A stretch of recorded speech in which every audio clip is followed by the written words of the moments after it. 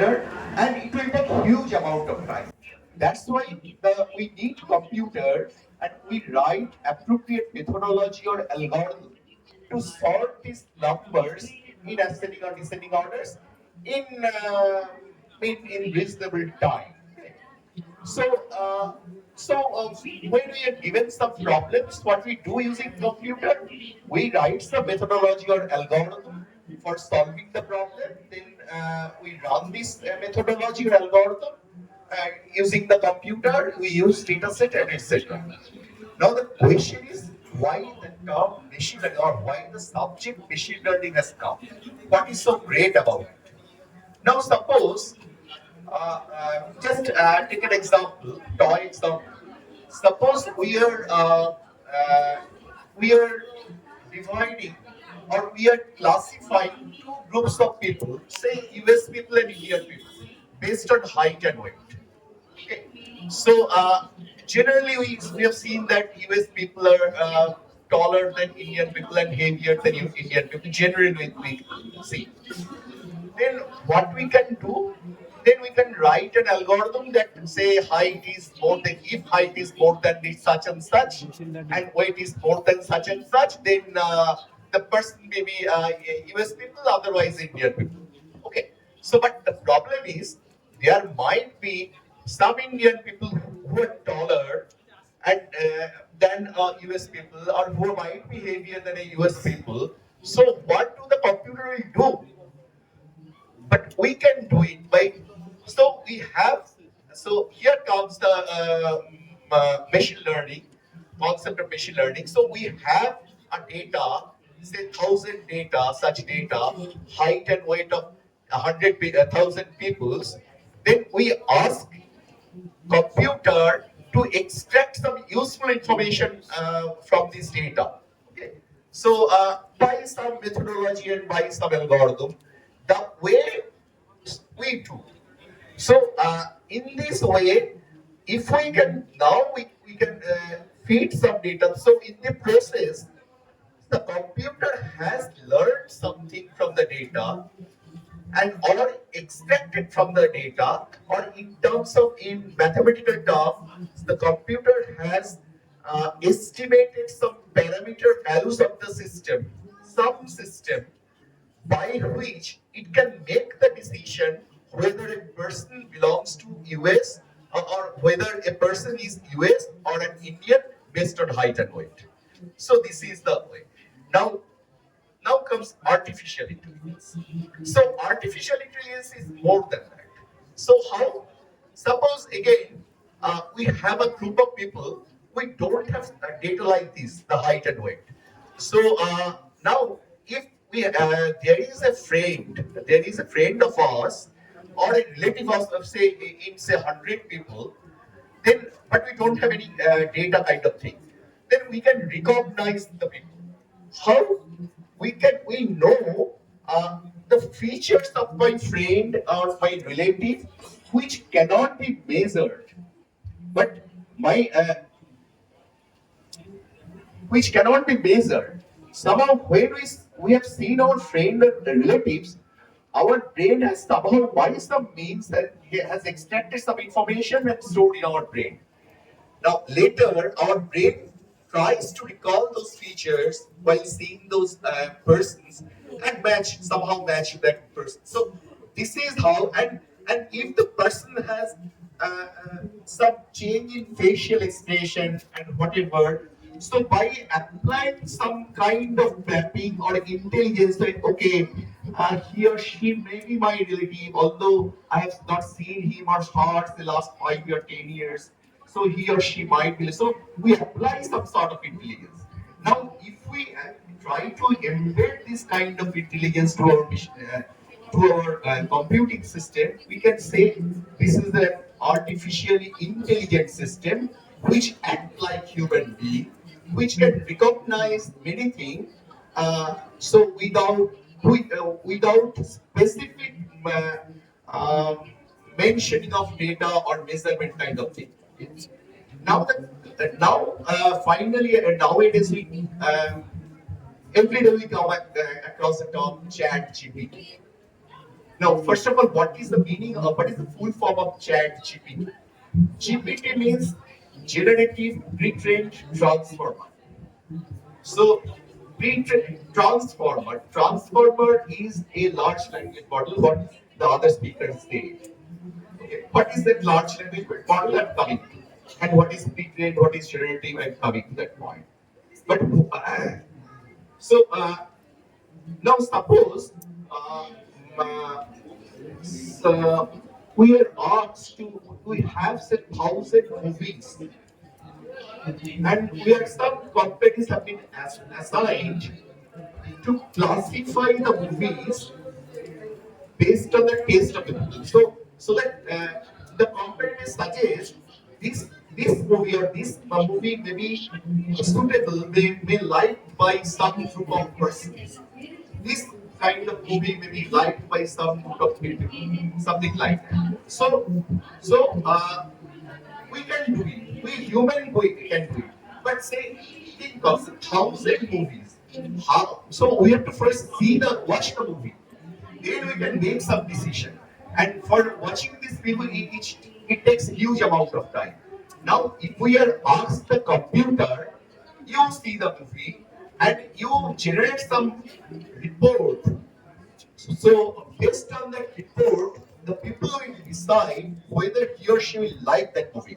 So as if, so given the movie, the computer will generate some text, some report, some abstract of the movie. So this is called generative model. Okay. So and pre-trained transformer again.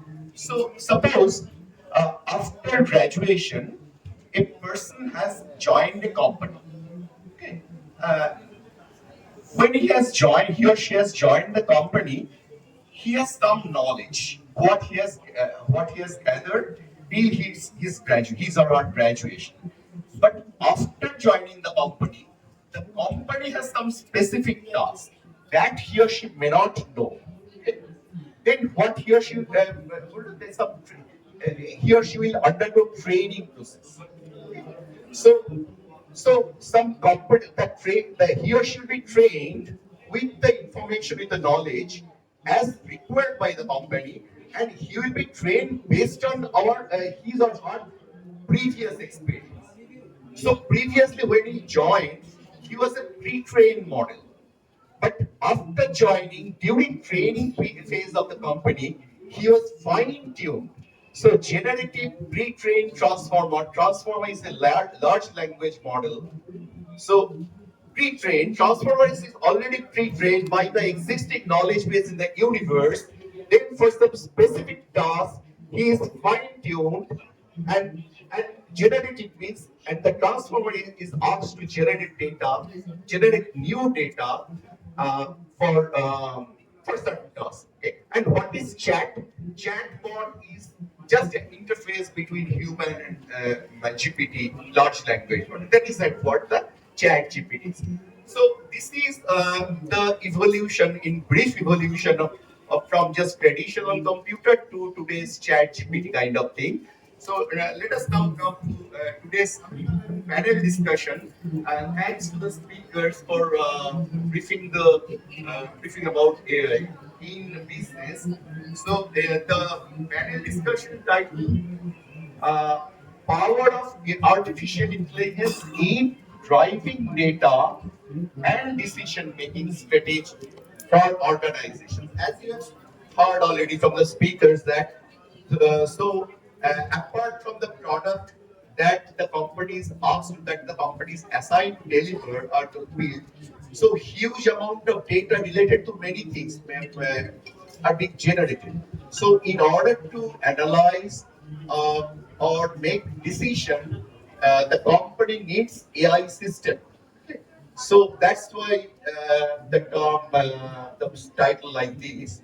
So in this panel discussion, we'll mainly focus on challenges faced by the organizations in adopting AI, strategies for overcoming barriers to integration, role of leadership in fostering an AI-friendly culture, and future trends, the next wave of AI AI use in organizations. So yes, these are tentatively the topic on discussion. Let us request Dr. Shai to start the discussion. Sure.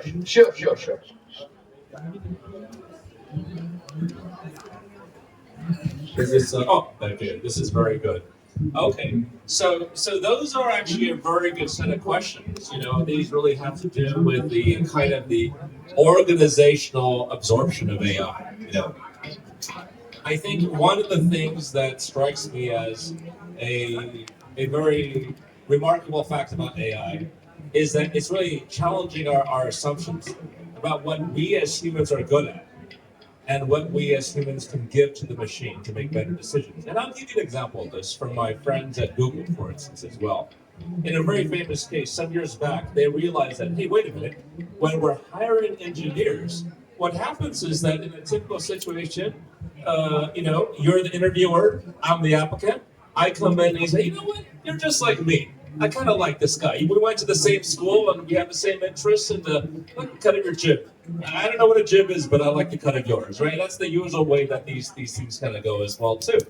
And they found that maybe that wasn't the best way to hire engineers. So they thought, okay, let's use AI, right? So let's do this. Instead of asking questions in an interview in the regular way, we're going to have the same 5 questions for everyone. Okay? Ask the same 5 questions for everyone. And we will not use human judgment to determine how well you answer the questions. We're going to use machine reading as well. We'll standardize the process. And guess what? Almost every measure of the outcomes was better.